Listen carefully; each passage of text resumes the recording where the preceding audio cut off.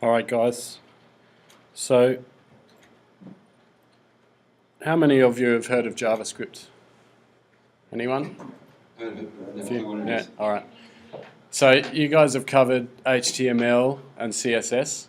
There is another language that web designers use, programming language, and that's JavaScript. Good news is these days you don't necessarily need to know it to be able to get a job in web design.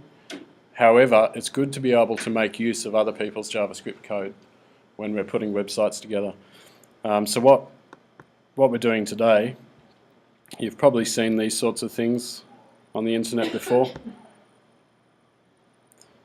There's something wrong with this one, it's flashing every time I change the picture.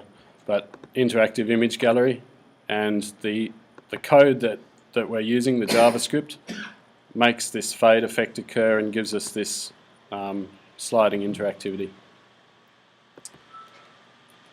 Now you can go and learn JavaScript, and any of you who are keen, I highly recommend it. There's lots of beginner tutorials on the internet that can get you started. But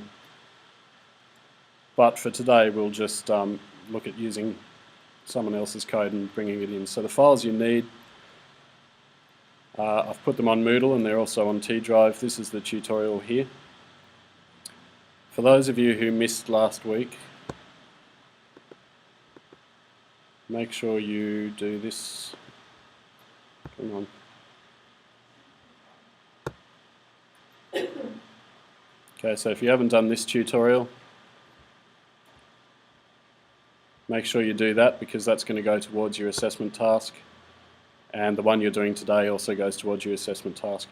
When we did the remainder of the chocolate pages, this one, go ahead and continue creating the remainder of the chocolate website. Don't worry about that if you haven't finished it, because we're not going to use that. You're not going to be marked on that one. So last week's work and today's exercise. The other thing is, I'm asking everyone to bring in, by the end of term, $12, because I'm going to get you all to register a domain name. So my domain name is rafroberts.com.